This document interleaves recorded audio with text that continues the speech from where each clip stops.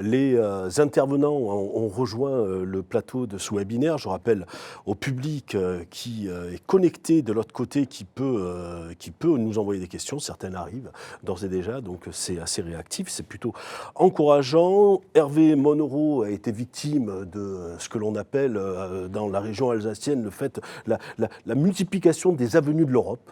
Il y en a forcément, une capitale européenne, il y en a plusieurs, donc il n'a pas pris la bonne avenue, mais sans doute que toutes les avenues de l'Europe mènent ici à Schiltigheim et dans ce plateau, et il ne devrait pas tarder à nous rejoindre, et il prendra le train en route. Delphine Goujon, j'aimerais commencer ce petit échange avec vous.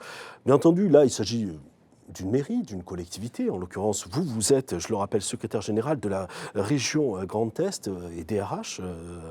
On est bien d'accord, c'est bien l'intitulé. Parce que beaucoup de personnes m'ont dit secrétaire général. C'est un poste typique à votre région, ou est-ce qu'il y en a d'autres ? Alors, justement, ce qui est intéressant en écho à ce que nous venons de voir, c'est que secrétaire général, c'est souvent une fonction qui se retrouve dans le privé. Oui. C'est en gros le cadre supérieur en charge des fonctions support, les services au service des services. Et effectivement, ce n'est pas forcément une fonction qu'on retrouve systématiquement dans toutes les collectivités. C'est un intitulé un peu particulier qui a été souhaité par notre nouveau directeur général des services. Mais ça recouvre l'ensemble des services support de la collectivité. Très bien. Donc, même s'il s'agit effectivement d'un autre type de collectivité dont nous venons d'entendre le témoignage, cette idée finalement que la fonction publique territoriale offre des possibilités de fluidité dans la carrière. Il faut l'installer dans l'esprit de l'opinion publique, parce que c'est pas gagné. Comme ça, on a l'impression de rentrer dans la fonction publique territoriale et que nolens volens, la carrière est tracée. En fait, il y a des tas de possibilités pour l'orienter, la réorienter, etc. Tout à fait. Après, ça dépend de l'individu et de sa volonté. C'est-à-dire qu'effectivement, il y a les deux possibilités. Soit la personne rentre dans la collectivité et a envie de continuer à faire son métier tout au long de sa carrière, et c'est possible. Et la collectivité va veiller à ce qu'il puisse le faire dans de bonnes conditions tout en préservant son état de santé. Soit il rentre dans la collectivité, qu'il a l'envie et le potentiel de progresser, et c'est également possible. Et là, la collectivité l'accompagne par le biais de préparation au concours. Le CNFPT est un partenaire privilégié des collectivités, et en particulier de la région, ou par le biais de jurys internes, de mobilité interne et d'accompagnement par la formation. Alors, l'un des grands défis pour la région Grand Est a été de réunir les personnels de 3 collectivités en une seule. Comment y êtes-vous parvenu, et tout s'est-il passé comme vous l'espériez? Et pour être tout à fait honnête, est-ce que vous espériez quelque chose ?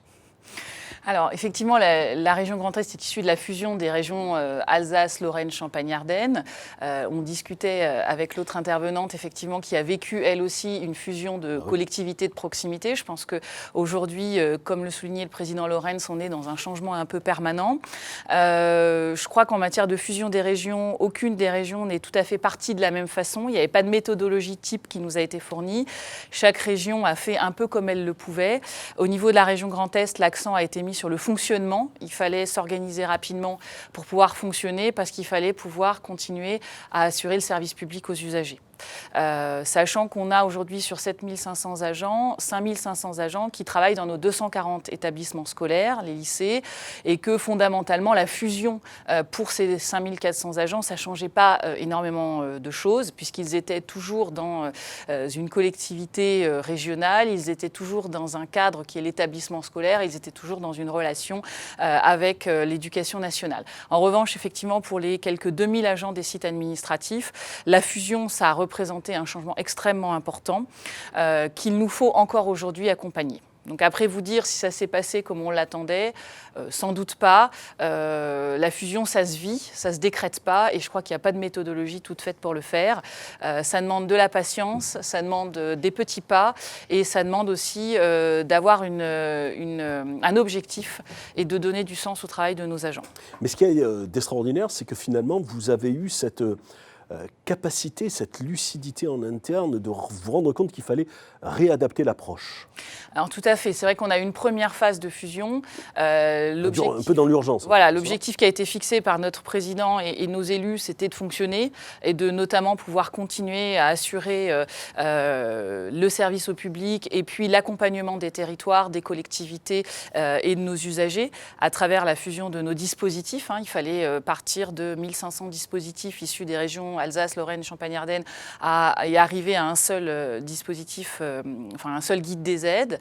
Donc ça a été fait, je dirais, jusqu'en 2018. Il fallait aller vite aussi dans la fusion de nos outils informatiques, ce qui n'a pas été une mince affaire. Donc système d'information RH, finance, subventions communs. Et quand on fusionne à 3, c'est pas tout à fait la même chose que de fusionner à 2, parce qu'effectivement, il faut qu'on prenne le temps de voir ce qui fonctionnait bien et de retenir ce qui nous ira le mieux. Et puis, effectivement, avec l'arrivée du président Rotner, le souhait de bâtir une stratégie en matière de ressources humaines qui nous permettait, d'une part, d'harmoniser les sujets de préoccupation de nos agents, le régime indemnitaire, tout le volet de l'action sociale, le plan de formation, l'accompagnement des agents, et puis la volonté aussi de prendre le temps pour cet accompagnement et de reconnaître reconnaître que cette fusion n'a pas été simple et qu'elle n'a pas forcément emmené tout le monde dans notre train. Alors comment on a fusionné les méthodes, les pratiques ? Alors, c'est beaucoup de temps. Donc, en gros, c'est beaucoup de réunions de travail, un pilotage en mode projet pour faire le diagnostic de ce qui était mis en place et puis fixer des objectifs communs. Alors, on s'est fait accompagner par un certain nombre de cabinets extérieurs sur l'harmonisation du temps de travail qui sera voté demain, enfin, je l'espère, par nos élus en séance plénière. On s'est fait accompagner par un cabinet extérieur parce qu'à un moment, on voulait s'assurer des meilleures compétences. On a pris un cabinet qui avait une expertise sur d'autres collectivités. Donc, on fait à la fois en interne, à la fois avec de l'expertise externe. Il y a quelque chose aussi, une initiative assez originale, c'est que vous avez décidé de créer en interne, m'arrêtez si j'ai une bêtise, parce que c'est tentant, les journalistes peuvent en dire, c'est de créer en interne donc une école du management qui va concerner 800 cadres de cette collectivité, parce que vous vous êtes rendu compte qu'il y avait un petit coup de mou en termes de management dans votre collectivité ? Tout à fait. Alors, c'est vrai qu'effectivement, en cas de fusion, c'est quand même les managers qui sont souvent en première ligne. Là où il y avait 3 directeurs de la culture, avec une fusion, il n'y en a plus qu'un. Donc forcément, il y en a un qui s'y retrouve et 2 autres qui s'y retrouvent ou pas. Et on sait que, donc, d'une part, nos managers ont pu effectivement pas très bien vivre cette fusion. Deuxièmement, on sait que nos managers, ils ont un rôle primordial, c'est de donner du sens au travail de leurs agents. Et quand eux-mêmes peinent à trouver du sens à leur travail, c'est compliqué pour eux d'en donner à ceux qu'ils encadrent. Donc c'est la raison pour laquelle nous avons décidé de mettre en place une école interne des managers. Alors c'est pas quelque chose de très innovant parce que beaucoup de collectivités le font. En revanche, ce qui est assez innovant, c'est qu'on embrasse en fait l'ensemble des managers de la collectivité, c'est-à-dire les 300 managers sur les sites administratifs et les 500 managers dans les établissements scolaires, pour mixer notre public, bien sûr avec des formations qui vont être adaptées, mais pour les faire se rencontrer. Déjà, les 500 encadrants dans les lycées ne se rencontrent pas tous les jours, évidemment. Ils ont souvent une méthode de fonctionnement qui sont assez cloisonnées lycée par lycée. Donc, essayez déjà d'avoir des méthodes de fonctionnement qui soient harmonisées entre les lycées et puis faire se croiser le monde des lycées et le monde des sites administratifs. Donc, c'est un projet qui est en cours de prototypage avec le soutien de l'INET et du CNFPT, avec une volonté d'associer les agents pour que, évidemment, ça donne le plus de satisfaction possible et que nous lançons au début de l'année 2020. D'accord, avec d'ores et déjà des volumes horaires, ils vont aller avec leur petit cartable à l'école ou ça sera beaucoup plus souple, j'imagine ? Alors les deux, c'est-à-dire qu'effectivement il y aura des formations avec cycle de formation 2 jours obligatoires et des cycles de formation à la carte, et puis il y aura tout un tas de démarches qui seront proposées, du tutorat, de l'échange d'expériences, du vie ma vie, enfin tout ce qui fait qu'on est à la fois sur une école, donc sur un apprentissage, mais on est aussi sur du partage d'expériences et des choses qui aujourd'hui se retrouvent dans un certain nombre de collectivités. Les collectivités territoriales, au sens large, Delphine Gougeon, ont été percutées, c'est le moins qu'on puisse dire, par ces réformes institutionnelles. on peut les lister, enfin il y en a eu quelques-unes, quoi, hein, donc tout le monde les a éprouvées, qui a demandé donc aux agents une capacité d'adaptation assez extraordinaire. Est-ce que ce phénomène a été sous-estimé dans la gestion du personnel? Et quand on parle d'employabilité, est-ce qu'il est plus que jamais urgent, en quelque sorte, de se pencher effectivement sur les profils de chaque agent pour savoir véritablement comment ils ont éprouvé et comment ils ont digéré ces révolutions-là? Alors, c'est vrai que c'était peut-être compliqué d'anticiper les mouvements de fusion pour savoir effectivement comment ce serait vécu. Parce qu'on est sur de l'humain, donc par essence, l'agent A ne vit pas la même chose que l'agent B, quand bien même il a le même encadrant et il fait le même travail. C'est tout l'intérêt, mais aussi toute la complexité de la ressource humaine, auquel moi je tiens particulièrement. C'est vrai qu'aujourd'hui, on sait qu'il y a un certain nombre de nos agents qui ont pris le train de la fusion des régions, et il y en a un certain nombre qui ont encore du mal à le prendre.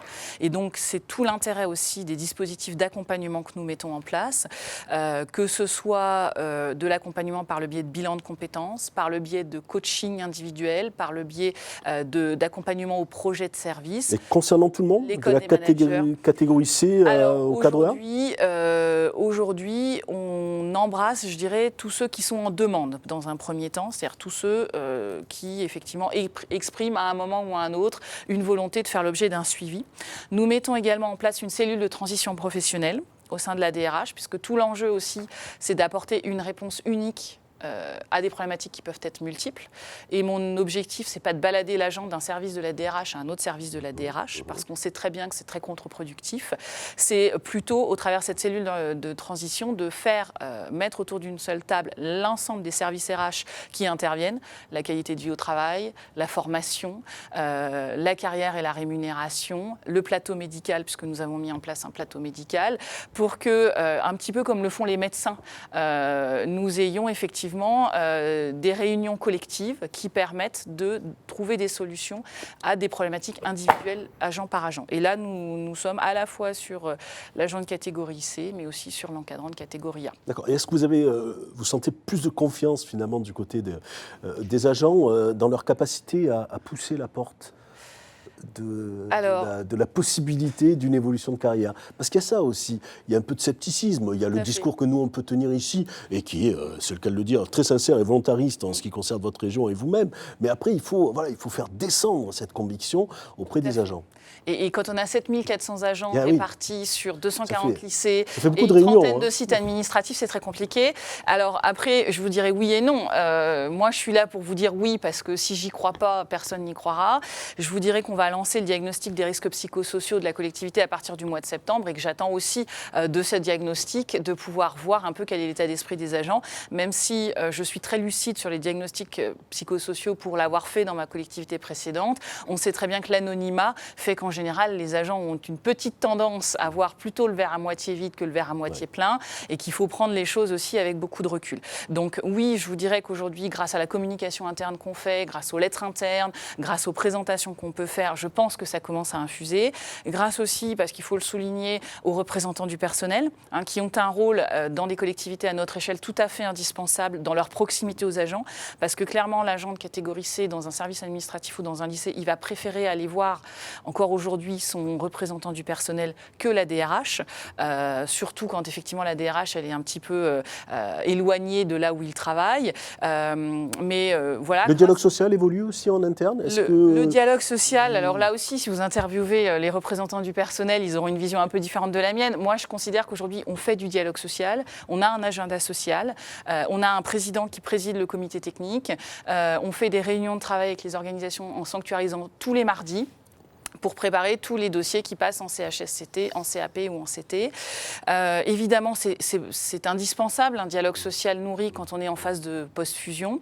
Mais pour revenir à votre question, je pense que grâce à la communication interne, grâce aux représentants du personnel, grâce à toutes les réunions qu'on peut faire, et puis grâce aussi à la territorialisation de nos politiques, à nos maisons de région, nos 12 maisons de région sur le territoire, qui ont un service qui s'appelle Vie des lycées, qui est dédié à la gestion des personnels lycées et qui devient petit à petit aussi aussi l'interlocuteur de proximité des établissements et des agents dans les établissements. D'accord. Juste à Frédéric Cher, peut-être directeur du Centre de gestion des Vosges, la même question sur la manière dont les agents ont ressenti cette révolution copernicienne dans les organisations territoriales. Est-ce que ça a réorienté en quelque sorte votre approche ?